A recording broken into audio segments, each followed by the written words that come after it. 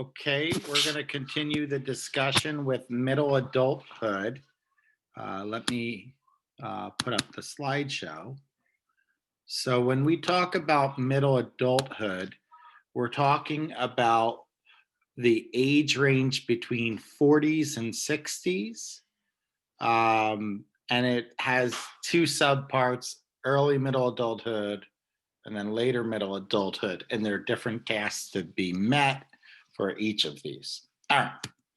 So, what are some of the physical changes that happen in your middle adulthood? Well, the first thing we talk about is this concept of age identity.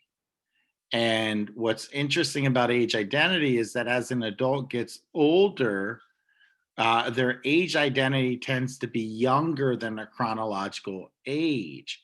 So as we get older physically or our actual age, that doesn't mean that in spirit we're we're that old, right? So we might you might have heard people referred to as a young 40 or a young 50. Well, when we say a young 40 or a young 50, what we're saying is that that individual, uh, their age identity is younger. We also see that there is a rectangularization of the age distribution. So typically, as people get older, they tend to pass away, but there was a massive boom during or after World War II. We call it the baby boomer generation. So we actually do see that a flattening of the curve or a rectangularization of the age distribution. Now, when we talk about middle adulthood, we're talking the 40s to 60s or 45 to 65, depending on who you ask. Now, in a previous lecture, when we talked about early adulthood, we said that you're in your physical prime in your 20s up to 30. But by your 40s, we start to see some physical changes or decline in one's ability. So we have declines in vision and hearing and muscular strength. So we do see a drop off in physical abilities, but we also see an increase in social responsibility. We talked in early adulthood, that lecture, about taking on a community responsibility or civic engagement. This becomes very pronounced in middle adulthood. Now, we are aware as we get older about the difference between the young old polarity. And one of our primary goals is to pass something on to the next generation.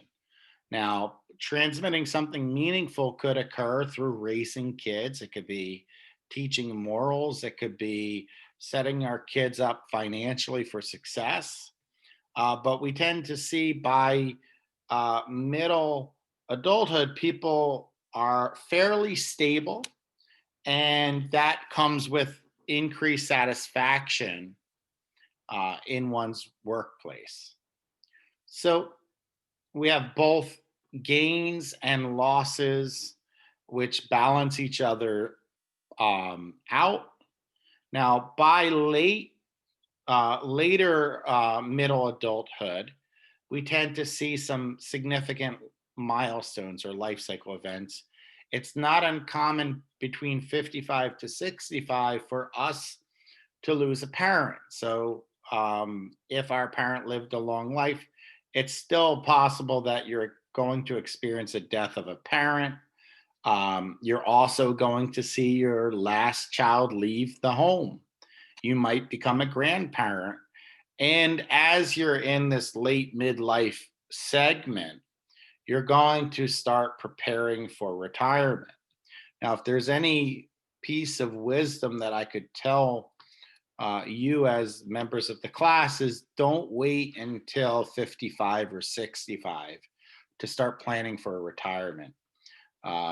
We find that if people invest in the market in their 20s versus in their 30s, it makes a difference of upward of $500,000.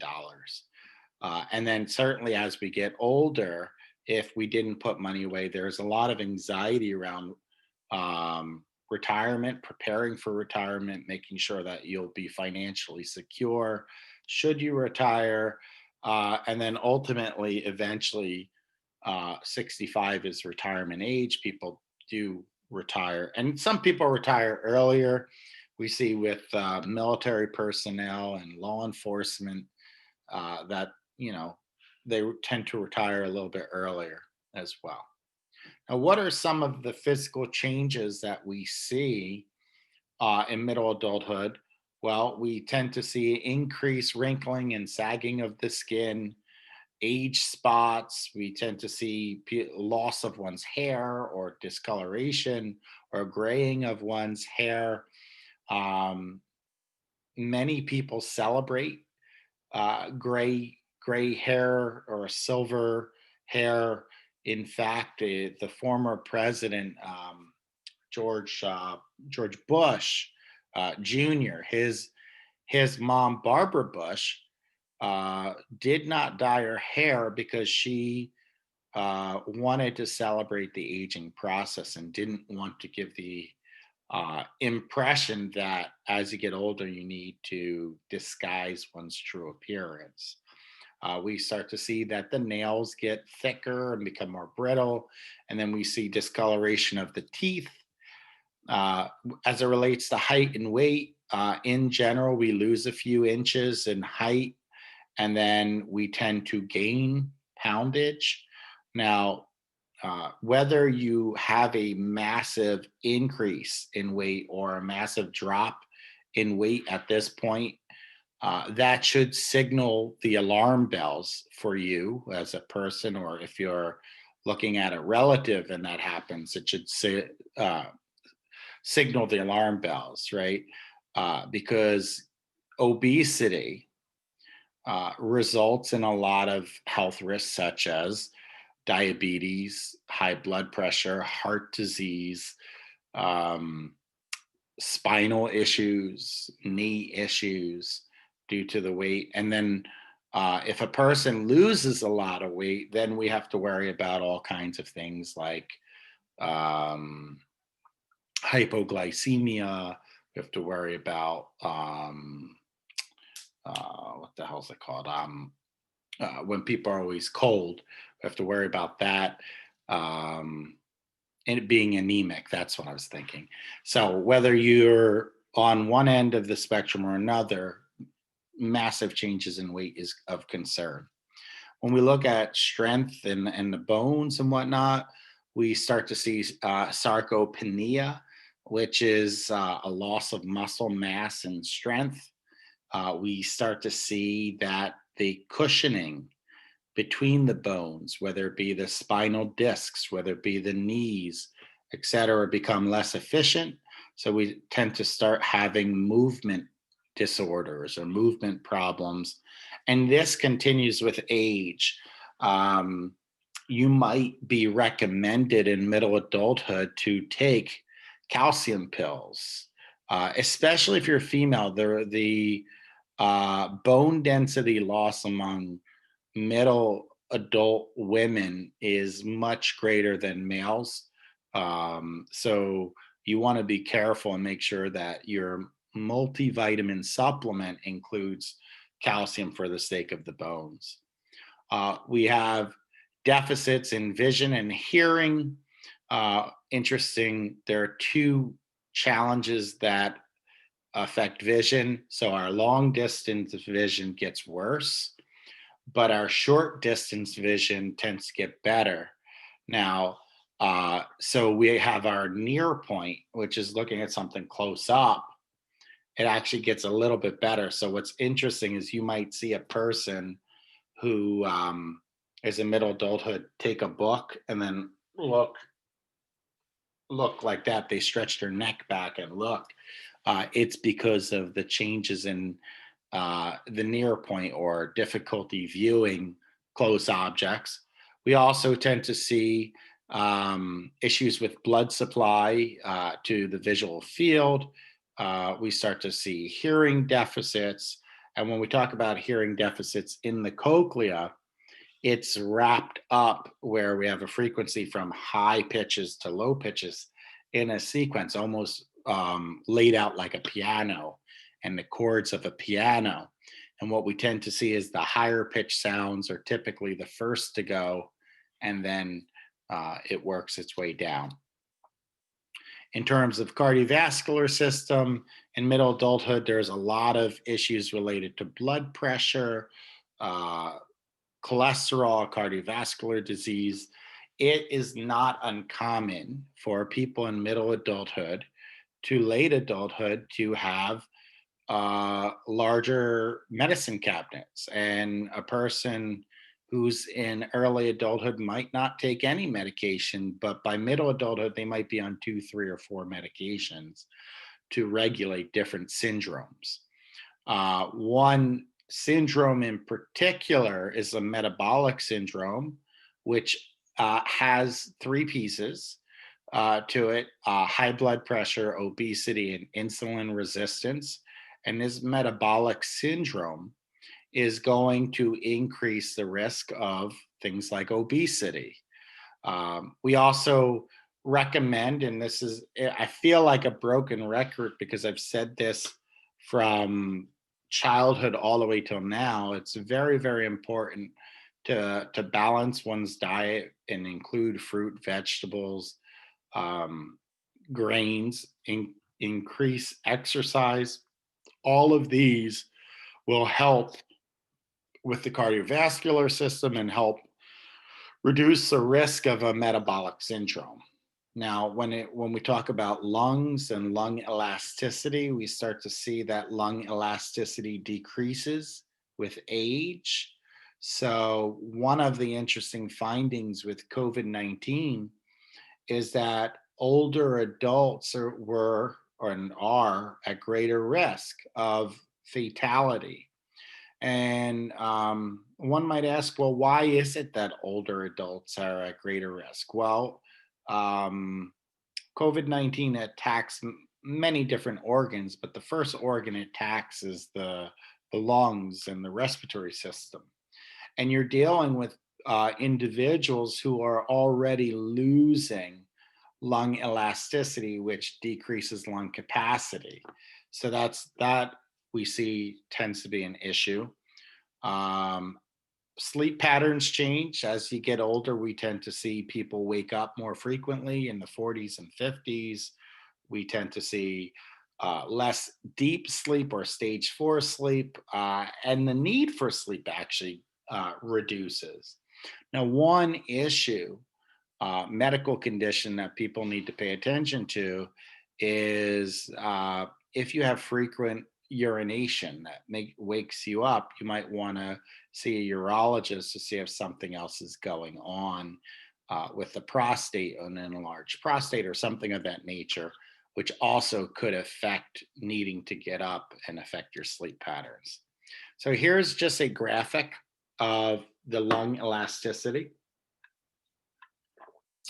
And what we see is, in general, as people get older, their lung elasticity decreases. And if you look at the teal line at the top, whether you're a smoker or not, it's going to drop. So even if you never smoke, your lung capacity is going to decrease with age, which makes you vulnerable to respiratory problems. Now, if you're a smoker, we tend to see that smoking results in things like disability and death. And it results, if you look at it, the life expectancy is about 80 years old. So people who smoke are almost guaranteeing, if they stay smoking, to take years off their life. Now, we say that smokers, and that's the bottom blue line, smokers, they take years off their life. It starts with things like COPD, emphysema, and ultimately potentially lung cancer. Now, one interesting finding or cool finding is that it's never too late to quit, right? We encourage people to quit smoking because what we see is that you can regain or reduce the risk of premature death and lung elasticity problems by quitting. Now, granted, you don't have the same lung capacity as if you never smoked, but it certainly is better than if you continue to smoke, and it reduces the risk of disability and premature death. And when we talk about health and disease, at this point, we tend to see a lot more of chronic conditions. A chronic condition is different than an acute condition in the following way. An acute condition, it tends to be short term but high severity, whereas chronic conditions tend to be more of a slower onset and a longer duration, and the rate of chronic disorders increases with age. Now, we talked about the immune system a little bit. The immune system decreases with age, and if you look at Selye's model of stress, chronic stress fatigues the nervous system, and when it fatigues the nervous system, the immune system, when it fatigues the immune system, it increases the risk of immune-based disorders. Now, stress also affects the heart. Chronic stress could result in an enlarged heart, heart disease, or potentially heart attack and death. Now, stress could also affect the potential for a stroke. Now, our risk for diseases or whatnot differ across culture. So there are certain cultures that are more predisposed for conditions than others. Now, when we look at mortality rates, we've talked about what claims the lives of people at different age brackets. Well, one of the things we see is that chronic diseases are the primary cause of death in middle adulthood, things like heart disease and cancer. And if we look at the order, it's typically cancer. Outside of childhood, where automobile accidents tend to be pretty high, cancer tends to be the number one cause or leading cause of death. Now, in terms of sexuality, we talked about in early adulthood, by one's 20s, 90% of people are sexually active. But in middle adulthood, we have questions about fertility. Now, fertility in middle adulthood, especially for women, tends to decline. So we talk about climacteric, which is a transition where fertility drops. And we talk about the concept of menopause. Now, menopause happens typically in the late 40s to early 50s. Granted, some people are going to hit menopause at a later point. Some people hit menopause at an earlier point based on genetic and environmental factors. But the common place where you hit menopause is late 40s, early 50s.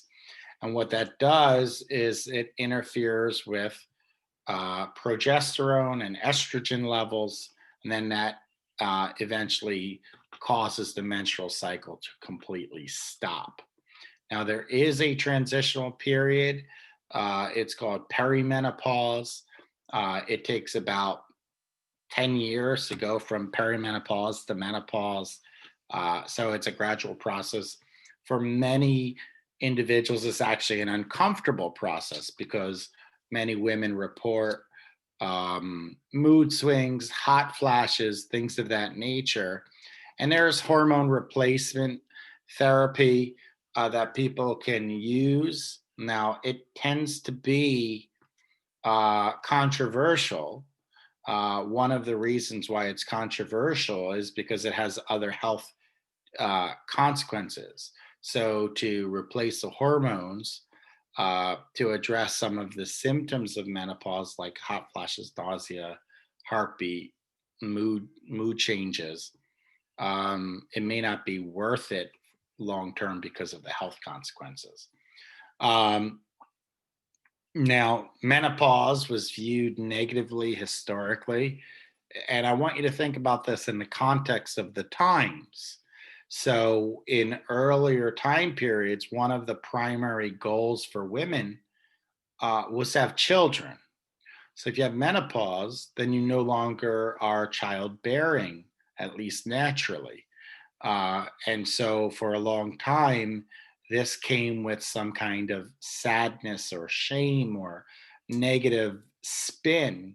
Whereas today, menopause is actually celebrated more. So the negative attitudes towards menopause has reduced through time. Now, when we talk about hormones in men, so we see drop off in hormone levels. So things like testosterone, it drops off a bit. But one of the major issues that we see in middle adulthood is a rise in the case of erectile dysfunction, which is an inability to either attain or maintain an erection. And it can come from different places. So if a person is having erectile dysfunction in early adulthood or adolescence, we assume that it has psychological origins and we evaluate that. But in middle adulthood, many times has physiological origins, such as high blood pressure, obesity, and then this drop off in hormones. So, there are treatments for this. Obviously, most people know about Viagra and Cialis, which can enhance the sexual uh, functioning. Now, just because there is a drop off in physical ability and there are these hormone drop off, um, doesn't mean that people stop having sex. Now, sex might occur less frequently than in early adulthood. We do see gender differences where middle aged males are more interested in sex than middle aged females. Um, but there's a drop off, but it happens. And if you look at the statistics, which I'll show you a graph, there's a large portion of people in middle and late adulthood who are continuing to have sex because sex has it's not just about physical pleasure, it's also about the connection or bond you have with your partner. So when a person has sex, they feel connected to their partner. So um, that's why we tend to see people who have sex, they continue even in middle and late adulthood. Now, obviously, having a romantic partner or spouse makes all the difference. As one gets older, it's harder to find a partner. So, having a partner, having a spouse increases the odds of being able to have consistent sex. Now, if we look at the age groups and the frequency of sex, we will see that as one gets older, there is a shift, right? So if we look at 18 to 24, the emerging adults, individuals most commonly male are having sex about 2 to 3 times a week, and 25 to 29, similarly. But by your 30 to 39, it shifts over for males to a few times per month.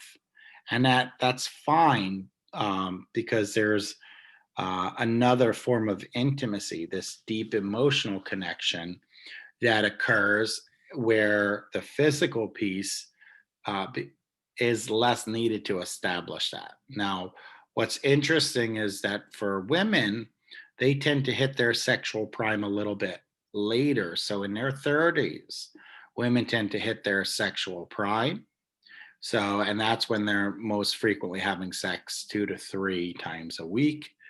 Uh, and that stays for the 25 to 29 as well as 30 to 39, whereas for males, it's shifted back a bit.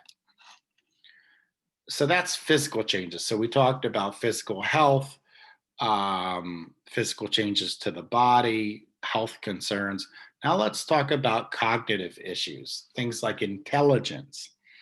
Now, you might notice as people get older, they tend to have a little bit of slippage. Now, slippage is a very non scientific term where it shows that people have lost a step. So, intelligence is one of the cognitive abilities that we have, and we see that there are different outcomes depending on the kind of intelligence. So, if we're dealing with what Cattell referred to as crystallized intelligence, the word crystallized means hardened. So this is accumulated information, this is verbal skills. Well, your verbal skills tend to either increase or stay about the same across the lifespan. Whereas fluid intelligence, that's not as hard or solid, it's in flux. This is more about, quicker mental processing, thinking abstractly. And what we tend to see with fluid intelligence is there is a drop off in fluid intelligence in middle adulthood. So, just to show you a graphic depiction, when we look at crystallized intelligence, it continues to rise largely, whereas fluid intelligence tends to drop off. All right. And we see this from various research studies.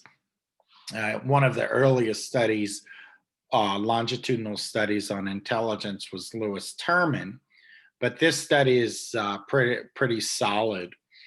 The Seattle longitudinal study, where they looked at intellectual abilities through the adult years, and what they found was that verbal abilities, vocab, those were successfully mastered and attained and maintained in middle adulthood, but mathematical ability, perceptual speed, reaction time, these kind of things tended to slow down because they relied more on fluid intelligence.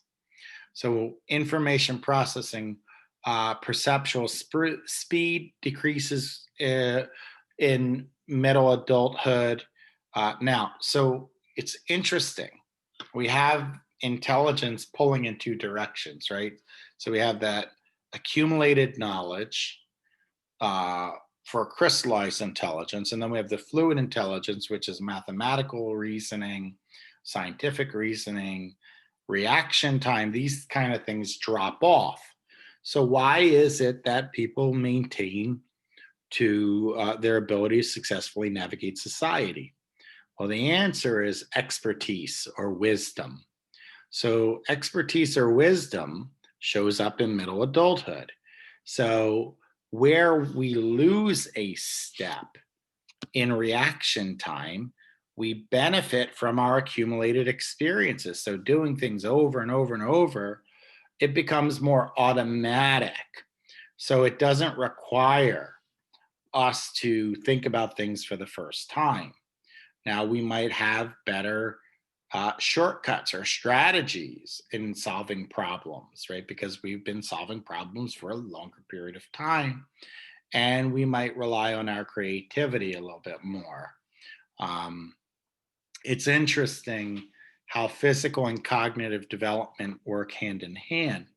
So, if you were to take athletes such as pitchers in baseball, as they get older, the first thing that they lose is their fastball. And when you lose your fastball as a pitcher, then you have to become more crafty or creative. And that's what we tend to see is the pitchers who become more creative or crafty tend to stay in the league much longer. So you have people like Mike Mussina, who for the last 4 to 5 years of his career, he was relying heavily on creativity and his accumulated knowledge because he didn't have the speed of the fastball. So that's an example of strategy and expertise and how that allows you to buffer against some of the losses in middle adulthood. Now, when we talk about memory, we tend to see verbal memory declines in middle adulthood, according to many researchers. And it's linked largely to the consolidation of memory and the inability for working memory to do what it previously did.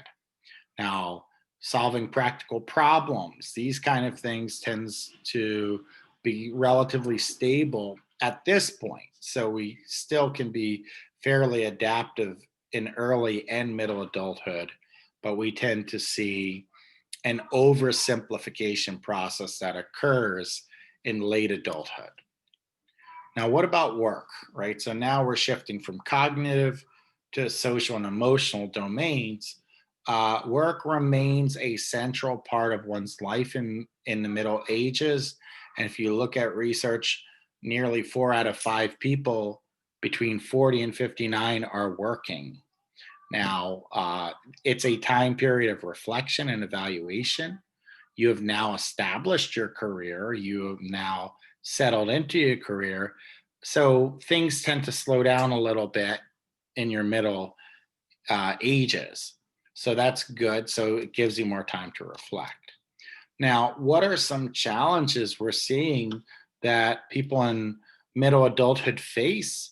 Well, we tend to see that there's a threat to one's maintaining one's job because people are now exporting jobs. And with globalization, this is just going to increase.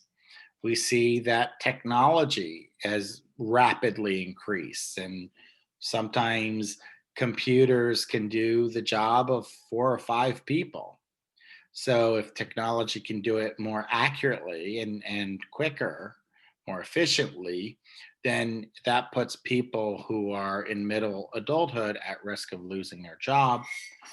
We also tend to see downsizing, and it's a lot cheaper to pay a person just coming out of college than to keep a person in middle adulthood. So people who are at the higher rate pay range are going to be the first to go. There's going to be pressure for early retirement, and then that comes with decisions about healthcare. But it's so important, leisure, right? Make sure you create time for leisure. It's important for you to do things that you enjoy, things you like.